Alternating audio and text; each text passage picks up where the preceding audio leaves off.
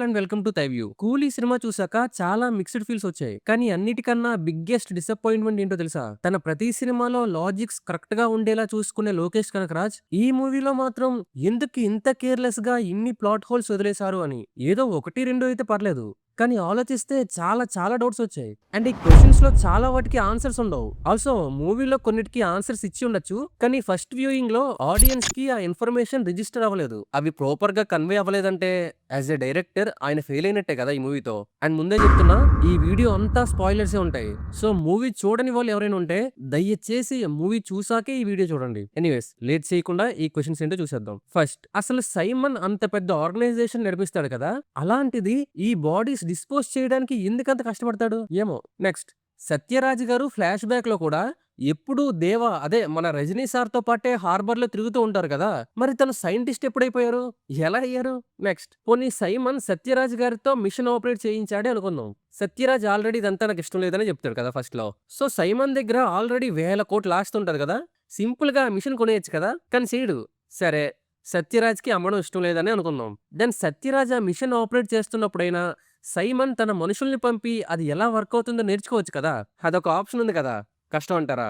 ఆ machine operate చేయడం అంత కష్టం అయితే లేటర్ పోర్షన్స్ లో కళ్యాణి అంత ఈజీగా ఎలా యూస్ చేస్తుంది మరి? నెక్స్ట్ అసలు ఈ మూవీ కాన్సెప్ట్ ఏంటి? ప్రీతి హాసన్ హార్ట్ ని సేవ్ చేయడమా, సత్యరాజ్ డెత్ మీద రివెంజా, లేక దేవా కూలీల కోసం చేస్తున్నాడా? ఎక్కడ క్లారిటీ ఇవ్వలేదు. నెక్స్ట్ సైమన్ ని ఫస్ట్ హాఫ్ లో అంత తెలివైనోళ్ళ చూపిస్తారు కదా, కానీ సెకండ్ హాఫ్ లో మాత్రం ఎందుకు అన్ని సార్లు బోర్లా పడతాడు మరి? నెక్స్ట్ అసలు ఈ మూవీలో క్యారెక్టర్స్ కి ఆ ఇన్ఫర్మేషన్ ఎక్కడి నుంచి వస్తుంది? దయాల్ కైనా, అర్జున్ కైనా, సైమన్ కైనా అలా ర్యాండమ్ గా తెలిసిపోతుంటుంది ఆ ఇన్ఫర్మేషన్. ఎలా? హౌ? నెక్స్ట్ అసలు ఉపేంద్ర గారు ఉన్న రూమ్ దగ్గర ఎందుకు సైలెంట్ గా నడవాలి? అసలు ఆయన ఎందుకు అలా ఒక్కరే రూమ్ లో ఉండిపోతారు? దమ్ములో సుమన్ గారు, నరసింహలో రమ్యకృష్ణ గారు రూమ్ లో అన్ని ఇయర్స్ ఉండిపోయారంటే దానికి రీజన్ ఉంటుంది. మరి కూలీలో ఉపేంద్ర గారికి రీజన్ ఏంటి? తెలియదు. నెక్స్ట్ దయాలకి ఒక చెయ్యి కట్టేసి ఉంటుంది కదా, అయినా అంతమందిని ఎలా కొట్టేస్తాడు? ట్రైన్ లో అంతమందిని దాటుకొని ఎలా వెళ్తాడు? అది సరే, శృతిహాసన్ తప్పించుకుని వెళ్ళిపోయాక దయాల్ చీకటి పడేదాకా ఎక్కడ పడితే అక్కడ వెతుకుతాడు వాళ్ళ కోసం. ఈ లోపు టిఫిన్స్ ఏంటి, ఫుల్ మీల్స్ తినేసి సేఫ్ గా వెళ్ళిపోవచ్చు. కానీ వీళ్ళేంట్రా అంటే ఇంకా అదే ఊర్లో ఉంటూ ఆ నెల్లూరు కారం దోశ తింటూ దొరికిపోతారు. అసలు వాళ్ళున్న సిచ్యువేషన్ ఏంటి, వాళ్ళు చేస్తున్న పని ఏంటి? హ్యాపీగా కార్లో వెళ్తూ తినొచ్చు కదా. పోనీ దయాల్కి ఏమైనా కాళ్ళు కట్టేశారా రాకపోవడానికి? ఒక సింగిల్ హ్యాండ్ కట్టి వదిలేశారు అంతే, త్వరగా వచ్చి నాన్న మమ్మల్ని పట్టుకోవడానికి అన్నట్టు.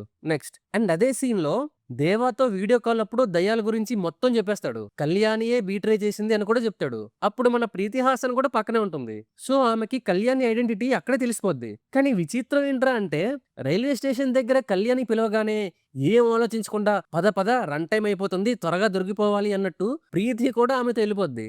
ఎందుకు? ఆమె బీట్రయ్యారని తెలిసి కూడా ఎలా వెళ్ళిపోద్ది? హౌ? నెక్స్ట్ అసలు మూవీలో ఆ కూలీలు రజనీ, ఉపేంద్ర అండ్ మిగతా వాళ్ళు అండర్ గ్రౌండ్ లో ఉంటారా, లేక అందరిలానే ఫ్రీగా తిరిగేస్తూ ఉంటారా? అంటే రజనీ సార్ చెప్పే ఫ్లాష్ బ్యాక్ ప్రకారం దొరికిన వాళ్ళలో ఒక 100 మందిని మాత్రమే నేరస్తులుగా చెప్పి మిగతా వాళ్ళని వదిలేస్తారు. ఆ 100 మందిని సముద్రం మధ్యలోకి తీసుకెళ్లి చంపేద్దాం అనుకుంటే 20 మంది మిగులుతారు కదా. సో ఇప్పుడు ఈ 20 మంది అఫీషియల్ గా నేరస్తులు కాబట్టి ఇండియాలో గుట్టు చప్పుడు కాకుండా బ్రతికేస్తున్నారా, లేక ఫ్రీగానే తిరిగేస్తున్నారా? పోనీ చీకట్లోనే ఉన్నారు అనుకుందాం అంటే దేవా మ్యాన్షన్ అని చెప్పి రజనీ అంత పెద్ద మ్యాన్షన్ ని ఓపెన్ గా నడిపేస్తారు చెన్నైలో. మరి అలాంటప్పుడు తిరిగి రాజశేఖర్ దగ్గరికి వెళ్ళిపోవచ్చుగా. ఈ 30 ఇయర్స్ ఫ్యామిలీకి దూరంగా ఆఫ్లైన్ లో ఉండాల్సిన అవసరం ఏంటి? భార్య కూడా ఉన్నారు దానికి. నెక్స్ట్ అది కాదు, రజనీ ఫ్రెండ్స్ కూలీస్ అందరూ అంత బాగా ఫైట్ చేస్తుంటే ప్రీతిని సేవ్ చేయడానికి వాళ్ళని పంపాలి కదా. వాళ్ళని పంపకుండా అసలు ఫైట్ చేయరాని నార్మల్ మనుషులు ఎందుకు పంపించినట్టు? అండ్ ఇది దయాల్ బైక్ మీద వస్తున్నాడు, ప్రీతి వాళ్ళేమో కార్లో ఉన్నారు. సో ఇక్కడ ఒక కారోడు బైకోడికి ఎందుకు భయపడతారు అసలు? బేసిక్ థింగ్ ఏంటి? ఒకడు నిన్ను చంపడానికి బైక్ మీద వస్తున్నాడంటే నువ్వు ఈజీగా వాడికన్నా ఫాస్ట్‌గా ఎళ్ళిపోవాలి. ఆర్ ఆ బైక్‌ని గుద్దేసి వాడిని కింద పడేసి ఎళ్ళిపోవాలి. కానీ ఇక్కడేంట్రా అంటే అమ్మో! వచ్చేస్తున్నాడు, అమ్మో! వచ్చేస్తున్నాడని భయపడతారు వీళ్ళు. అండ్ ఆ కార్ విండోస్ కూడా ఓపెన్ చేసి ఉంచుతారు. ఎందుకు? దయాల్‌కి ఈజీ అవ్వడానికా? నెక్స్ట్ ఆ ట్రైన్ సీన్‌లో దయాల్ లిటరల్లీ ఒక 10 ఫీట్ డిస్టెన్స్‌లో ఉంటాడు. ఈలోపు ప్రీతి గుర్తు తెచ్చుకొని ల్యాండ్ లైన్‌కి ఫోన్ చేస్తది. అసలు సినిమా అంతా మోస్ట్‌లీ తన వర్స్ట్ సిట్యుయేషన్స్‌లోనే ఉంటుంది ప్రీతి. కానీ ఆ మూమెంట్‌లోనే ఎందుకు కాల్ చేయాలని గుర్తొచ్చిందో తనకి.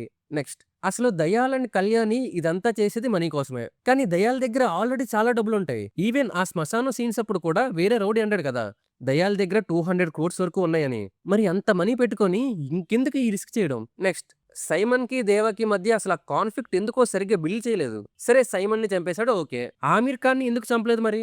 సైమన్ అండ్ ఆమీర్ ఇద్దరు సేమ్ ఈవిల్ పీపులే కదా! ఎంతసేపు కూలీలకి ఏం జరగకూడదు, కూలీలకి ఏం జరగకూడదు అంటారు కానీ, అసల ఆ కూలీస్‌కి ఏమైనా జరిగేదే వీళ్ళు క్రైమ్స్ అండ్ స్మగుల్ చేయడం వల్ల కదా!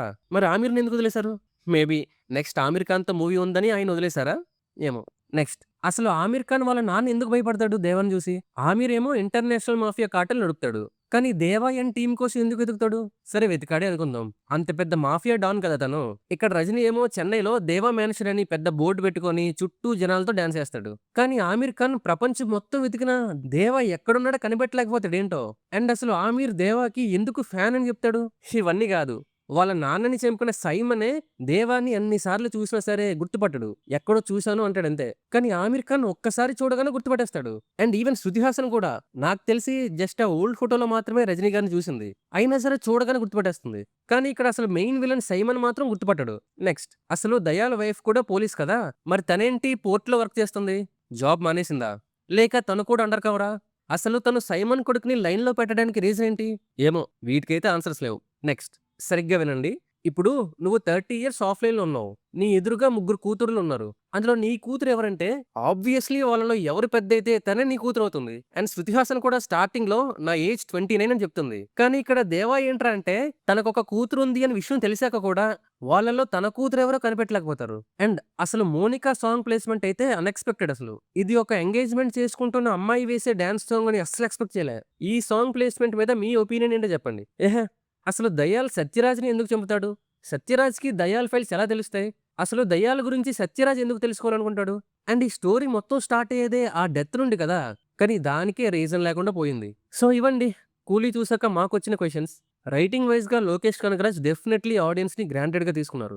Rajani hype movements and Anirudh music ఉంటే చాలు ఇంకేం అక్కర్లేదు అని గ్రాంటెడ్‌గా తీసుకోవడం ఇది. దీనికి తోడు మన నాగార్జున గారి క్యారెక్టర్‌ని వేస్ట్ చేయడం.